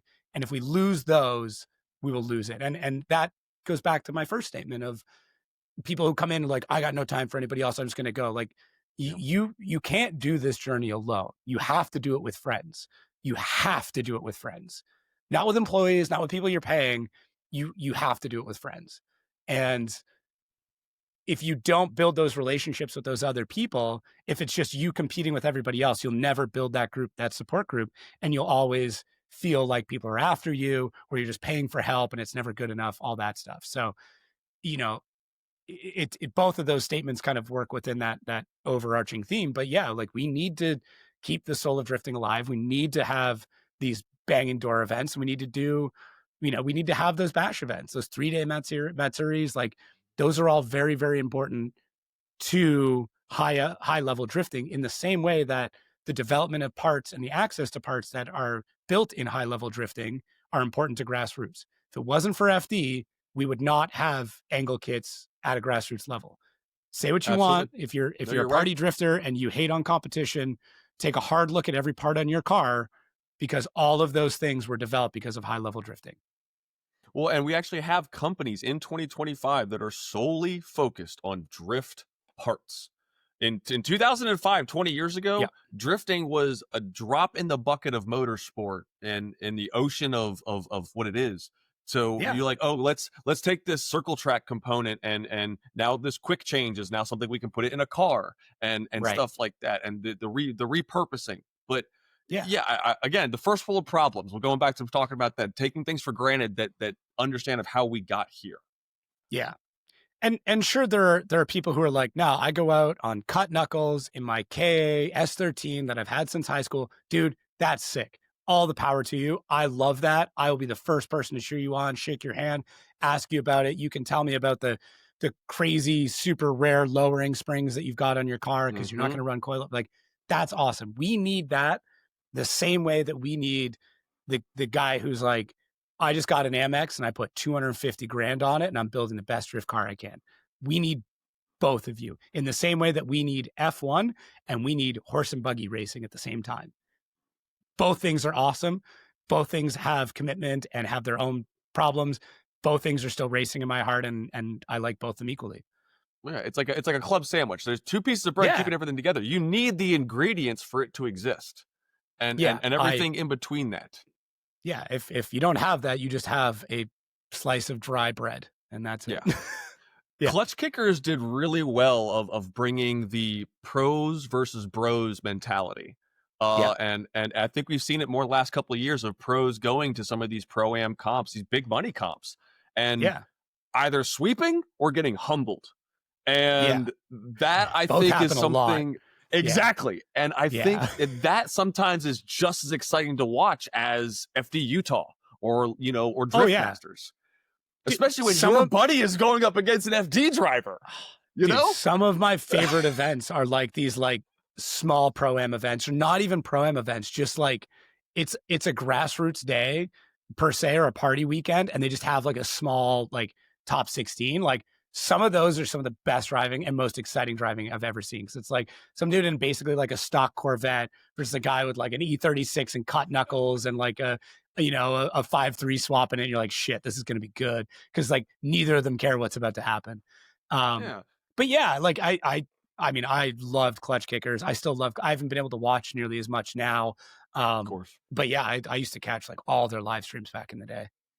And again, a nice segue for guys like myself who I gave up on competing just because like you said, I did it a couple of years. I saw where I was at. I had some really heart-to-heart conversations with myself, and I chose another avenue. So being a part of the technical side of things, or want to be a part of the multimedia or the track facilitating, there's opportunities to do at that we'll call it Pro 3 level to jump up and You can go compete in whatever and still have fun. Like if OSW had just a fun competition day, 100% I'd be there. But am I going to like give up everything to try and make it to pro? No way in hell. Not going to happen. Not in your wildest dreams. Like even if Three Palms Drift, like back in the day. Yeah, stuff like that. Or just, I mean, even if it's not that, even if you're at an event with 4 friends or you and 3 friends, right? That's it. And your crew sit up in the stands and you go, we're just going to draw names out of a hat. We're going to go run the track and we're just going to do our own fun little competition battles while we're here. There's nothing stopping you from doing that on a fun weekend. Go do it. Like if you want to compete, but you're like, I don't want to get into this competition, find 3 other people, pick 3 fans in the stands and say, you're going to be our judges. We're going to run our B group or our C group or whatever, B because you can tandem most cases. We're going to run our B group and pretend like we're competing because we actually are. And I want you to tell us who did better. There's nothing stopping you from doing that at a grassroots day. Just go do it. If you want to compete, but you don't want to commit to it, why wouldn't you do it? Something even tells me it's like, all right, if you like tell the grid worker and the event organizer, like, hey, are you cool with this? I guarantee that grid worker is going to be so much more hype. And 100%. It's going to change the atmosphere of that event. Be like, all right, now like these 4 people want to do it. And now these 4 people. And the next thing you know, you got top 16. Yeah. And an impromptu one that you're just like trying to line up and self-organize inside of something that's already happening. Because like you've paid your way. The organizer probably doesn't give a shit. Let's be honest. Like they're like, you're out there having fun. That's all. Most organizers, and I didn't say that to make like organizers look bad. No, yeah. Almost every drifting organizer is under the same mentality. I love drifting. They're probably a decent or an okay driver. Maybe they want a little bit of free seat time, but they're like, I've made a lot of friends in drifting. I want to support this. I just want people to go out and have fun drifting. And if you want to do it by making like a mini impromptu competition, as long as it's not wrecking anybody else's day, go for it. Like it doesn't, you don't need the race suit. You don't need, a rear radiator car, a V8 swap, all this kind of craziness. No. You don't even need 3 friends. You just need 1 friend. And even that, you don't need it. You can just be competing against yourself. You can film yourself and say, did I do better on this run than the last one? That can be your competition. I am not competitive with other people. The only person I'm competitive with is myself. 100%. I have been baking sourdough every single day that I have been home to try and make better sourdough. I am in no competition to anybody except my own stubborn ass. The benefit is there's 4 loaves of sourdough on our counter right now, and I nailed it this morning, and I've been happy all day. And you've got 4 in-house judges that could could give you a real world feedback. That when that first one came out, that was like deflated and like was terrible. My wife was like, "Oh no, it's nice." I'm like, "Don't placate me. I know what don't do this to me." And then like this morning, I got that loaf done, and then my kids came home from school. My daughter came out. She's like, "Oh, you nailed this one." I'm like, "That's all I needed. We're done. We're good. Day set." And it's the same reason why like I enjoy going out and driving. Because I want to just get better every run.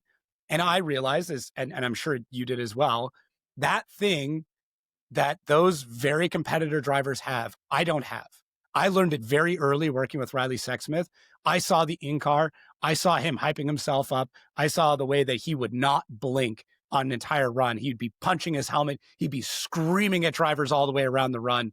There is an intensity. There is a part of that human that does not exist in me. And that is why I'm not a competitive drifter, because I realized I would never have what he had. And I caught onto it super early and didn't sink a bunch of money into a career that I was never going to have. And that's also why I'm kind of passionate about telling people, like, you don't have, if you want to, go for it, but just spend time and realize what that is like, and spend time with those people. Because if you see it and go, I've got that and I can still beat that guy, you're set. But if you look at that person and go, that dude scares the shit out of me, just go bang doors with your friends and you're going to have an absolute blast. Well, and that dual issue, you got to have the drive, but it takes a village. No one gets on the podium by themselves. Nope. No, nobody. And you see these when they take the pictures of the podium, like, you know, the third place, there's a dozen plus people sometimes. And we're not talking about RTR. We're talking about freaking these Pro Spec teams. Yeah. Go look at how many people are up there with Corey Talaska. Oh, my goodness. Like, right? Like, yeah. Yeah, I mean, Nate Chen, he's a local boy, and you want to talk about all the guys that drive around here that are just there for the hangs, the food, the lot, you know, and it's unpaid, and you gotta commit a month out of your life, a year to this, because you fly in depending on where you're out of, you fly out. But that was the one thing I talked with Alex. It's like, you need to find so many people that are okay with giving up everything for at least a month a year just to make sure you do well. Yeah, that's it. Yeah, that's hard. That's hard. And it's just, and it's a hope that you do well. It's not even that you will, it's just a hope, because you could show up, blow that engine, and that's it. Your entire weekend, as I've said before, you get promoted to spectator, and that's all you're going to do for the rest of the weekend. Absolutely. No, and I think humility is probably going to be the title of this podcast, just because regardless of what the capacity you are in drifting, if you are not humble, you will not go far in any aspect. No. We've seen a lot of people come in who were not humble. I won't name names. I want to, but I'm not going to. I know already a couple, nice, so we can do it off air. I got a list. Yeah. There's somewhere in that binder. But yeah, they come in and they leave. And they're here for a hot minute, and they tell everybody they're going to be top shit, and they're going to do all this stuff and be incredible. And they'll show up with a ton of money and a big rig and some crazy car with some stupid swap. And like, I'm the next big thing. And then we forget about them real quick. And now they're off on some little weird side adventure on Facebook Marketplace or something. Yeah. God. Yeah. The names are just chomping. Oddly specific reference. Someone's going to put it together, and I'm going to get a DM. I'm going to get a DM from somebody. Yep. Yeah. It's some island nation, you know? Yeah. It's going to happen, but yeah. The good news is that it does come full circle. You start in the grassroots mentality, you get in that, and I think the guys that are having the most fun are the ones that are still able to appreciate every person on their team, understand where they came from, and still take that advice or help and support, just like they're one of the homies. They're not in the suit, the race suit, and official CEO of the team, but they're still able to have that two-way conversation. You can do that, but you'll flip through employees. That's it. Like that's just, I mean, there's natural turnover in race teams no matter what. You're going to have people come and go. That's always going to happen. But you know, if you're that guy, you expect to go through a lot of employees, because to friends. Be a good boss, and friends and family and everybody and every contact you've got. To be a good boss, you have to lead by showing people you're willing to do the thing you're asking them to do. You either need to have already done it, or you need to be there with them doing it. Because if you never do that, you'll always be above them in their mind, and you'll always be punching down no matter what you say. But if you can, at times, and unfortunately being a boss, and I mean, I've run many teams, whether it was in kitchens or marketing agencies, you have to be able to get off your throne, step down, and get with the team, get your hands dirty, and that will build loyal employees. I have had my first employee at ZZX is still there, and that is Kyle, who edits the podcast. Yeah, he's the guy that edits the podcast. Good he for runs you, Kyle. all the social media for Outer Zone. Kyle is one of my best friends, if not my best friend right now. he has been with me since day one. He's been through my company merging with another company, separating with another company. He helped me manage almost 40 people at an agency at one point in time. And now it's just Kyle and I at ZZX. That's it. We're just hanging out. We're chilling. I talk to him like once or twice a week. I assume he has a great life because I don't bug him. And all the work gets done, and that's it. I mean, we had a work call today with a client, and it was about 15 minutes of business and 45 minutes of us just talking about drifting. And that was it. And that's awesome. And I love the client, and I love working with Kyle, and we've built that relationship because he knows when things hit the fan, I'm the first guy to jump in and be like, hey, I'm going to help you through this. Like we've had issues where social media accounts are being attempted to be hacked or things get deleted or whatever. And I'm not like, yeah, deal with it. Tell me when it's done. I'm like, hey, I'm getting off a plane. I'll be in the lounge for an hour. We're going to crank this out right now. I haven't slept in 2 days, but like, we're doing this. I'd be like, no. Yeah. I'm like, no. I'm not stepping down. And that's the same thing as a driver. Like if your car breaks and you just get out of the car and immediately just walk into the trailer, that's going to set a tone with the team. And I do think that you do need to be able to do that as a driver. You need to, because your focus needs to be on driving. But like, let's say it's overnight and you know, you've got to do an engine swap and you're not there with that team for at least part of it, maybe not all of it, but you're not willing to show them you're willing to do the thing you're asking them to do. That respect it's very tough to keep that respect with them. And that's same thing with any employee. And it's outside of that dozen people. So the drifting now as a whole in 2025 is bigger than it's ever been globally. Yes. Just with all the major organizations, the smaller organizations, everything. But when we talk about the ocean that is drifting, US drifting, it's a pretty tight knit community. Yeah. Word travels very fast, even not just at the pro level. So if you are that kind of person, not only are you going to lose respect to your team, probably also fellow competitors, and at the pro level, sponsors. And you want to ruin your professional career, that is the fastest way to do it. I can tell you right now, because I deal with a lot of marketing managers day to day, they jump around jobs quite a lot and they go through different teams. So if you piss off one marketing manager here, 3-4 years later, they've probably jumped to a new company. And all along the way, they've told people about how much they don't like you.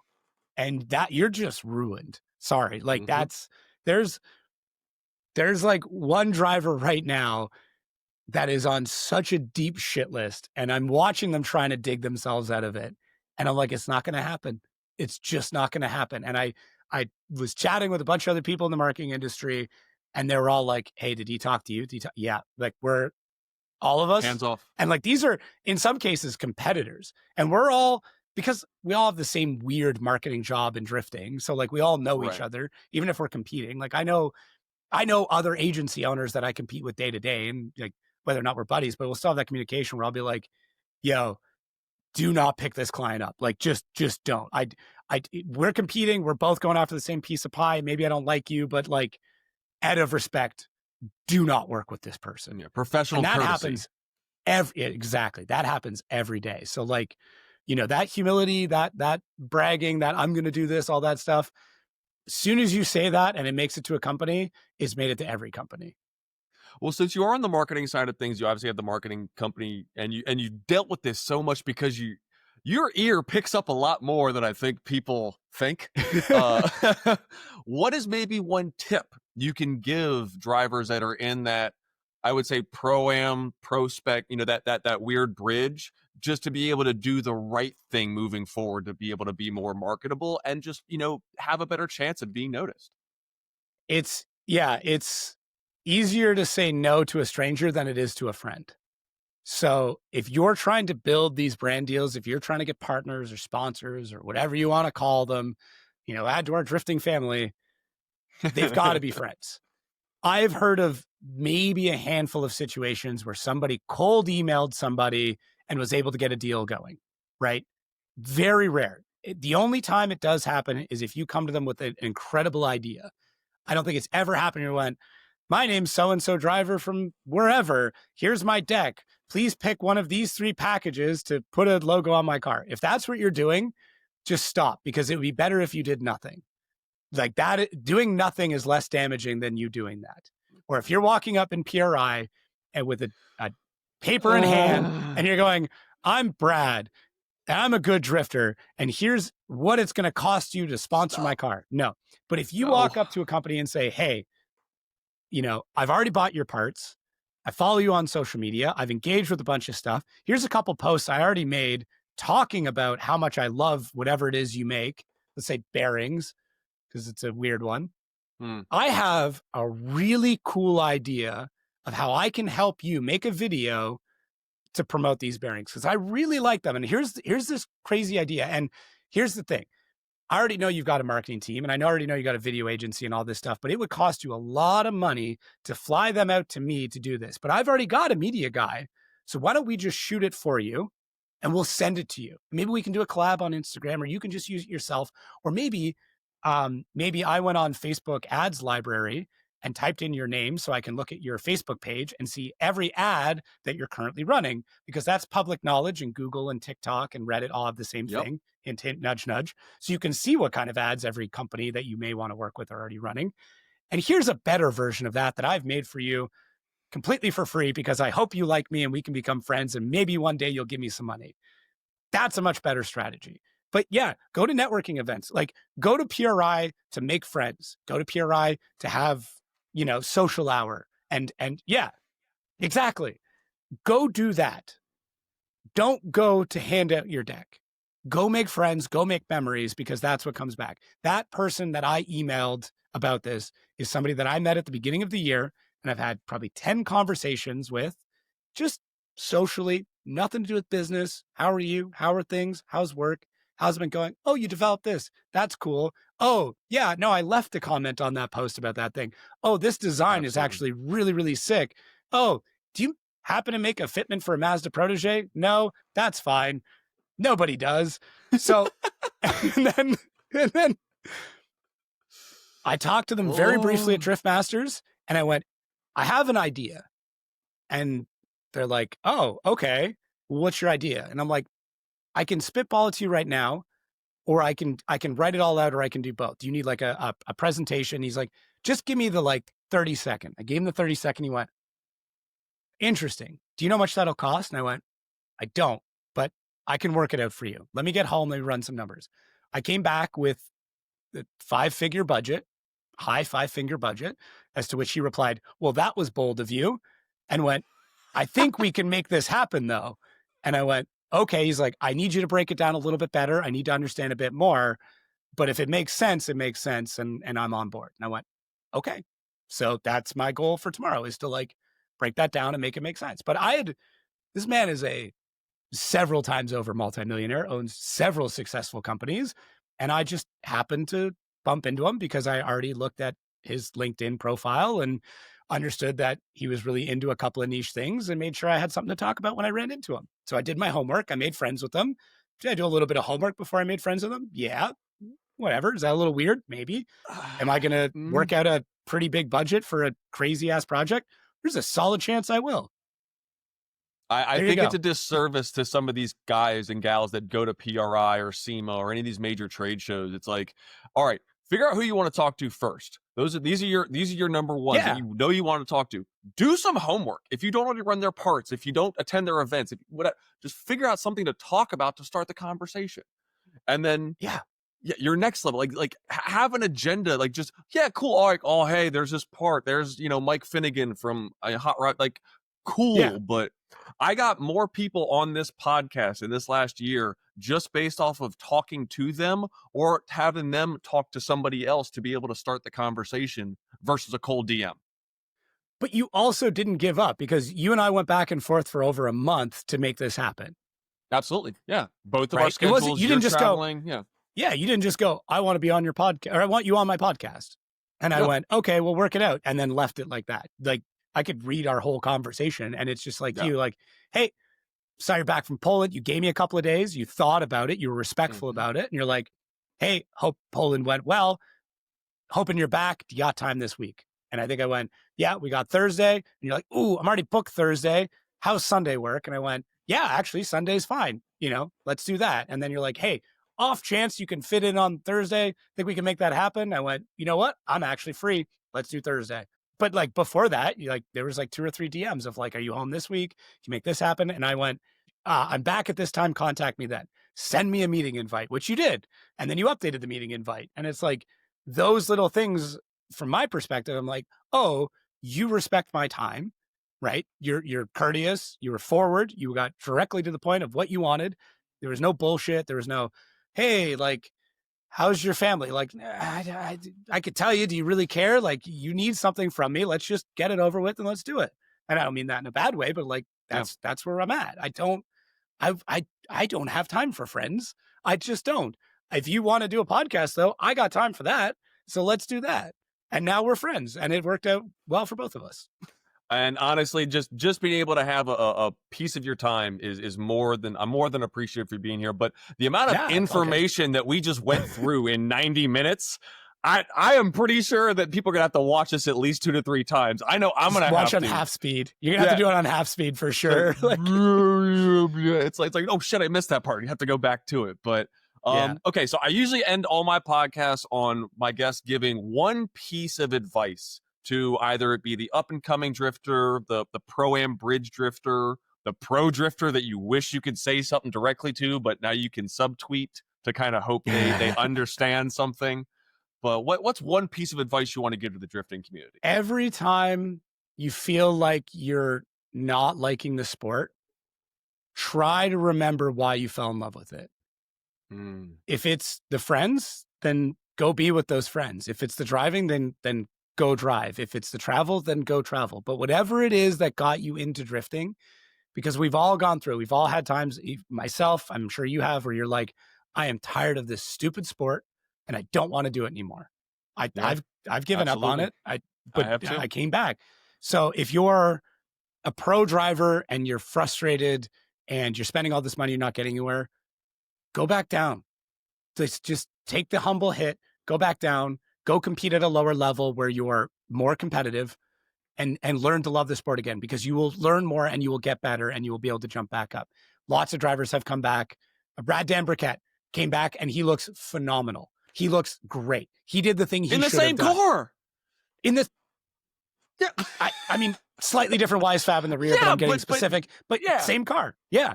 He didn't change anything about himself other than he took a year to learn to love the sport again. And he moved to a place that was more affordable, yay Florida, but he could drive and love the sport again. He changed his business so he could love the sport again, and he is a massive inspiration for me on that. If you're a pro-am drifter who's been doing it for 5 years and feel like you can't get anything out of it, go back and bang doors with your friends, because you're going to be able to do every single party day for the cost of doing 3 events over the entire year where you get 6 laps. Yeah, go back and do that. If you're a party driver that doesn't, your car's always breaking because of whatever, find a cheap, reliable car again.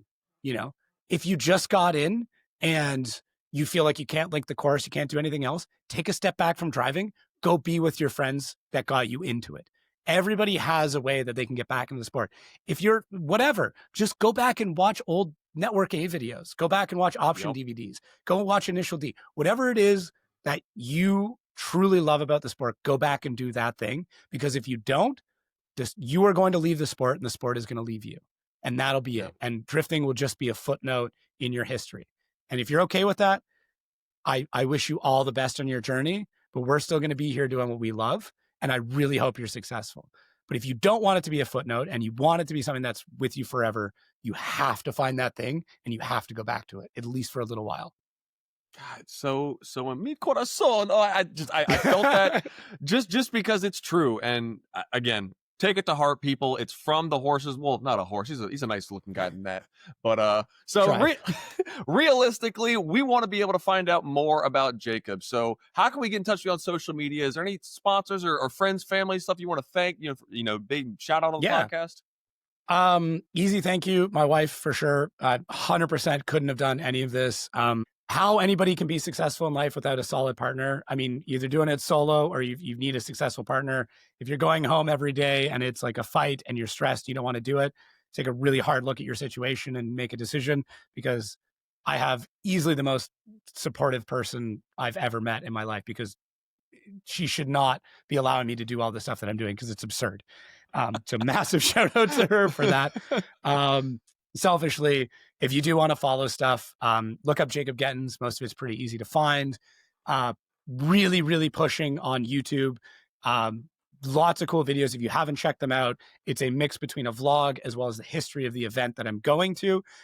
It's kind of a cool back and forth. So if you like vlog content, it's there. It's a very much a unique behind the scenes look at like how the events actually work from the broadcast and operational side, as well as like I get access to places that most people don't get access to. You get to see some really cool stuff. And then the information, it's as researched as anything else is that I do. I put a lot of work into it, and you can learn a lot about some very interesting things when it comes to drifting, as well as some obscure stuff like the names of all the machines in Ferropolis in Germany, because I needed to know, mosquito. Anyways, they all have different names. Yeah. And then, Instagram is kind of a highlight reel of my life. It's just like the best of the best. TikTok, honestly, I post a lot of really, really good information and crazy shit on TikTok. If you're not on that, that's a last minute tip. If you're a drifter, you're not on TikTok, get on TikTok. You're not too old. Just do it. It's great. I love it. It's a spot where if you have questions and you want answers, drop them in a comment, because I do most of my content just by replying to content or comments. And then, other than that, if you want to grab a beanie or toque or whatever you want to call it, got the teal ones. We've got the black ones now because they're not, teal's not everybody's color. I get it. Those are available on jacko13.com, JAKO13, same as my Instagram handle. Grab those. And actually, I haven't talked about it publicly yet. I'm working on a project where all of my brackets are going to be turned into posters. So you'll be able to get an entire season and see all the brackets from that. It's like high definition scanned. So you can see like all the wrinkles, the smudges. If I spilled food on it, raindrops from Atlanta, it's all in there. So those will be coming out in the next couple of weeks. Very Larry Chen-esque of the prints of the season. Part of my inspiration for sure is that. And then there's also a website called Commentary Notes where you can buy like F1 commentary notes. So or golf or rugby, a lot of European sports. But I was like, no one's doing it for drifting. I'm going to do it. Try and make them as cheap as possible. I think they cost me $14 a piece to print. So like they'll probably be $25 just so I can like keep up. But they'll all be numbered and they'll all be hand signed. So I think I'm only going to do a limited run of like 50. So yeah, if that sounds cool to you, you can grab one.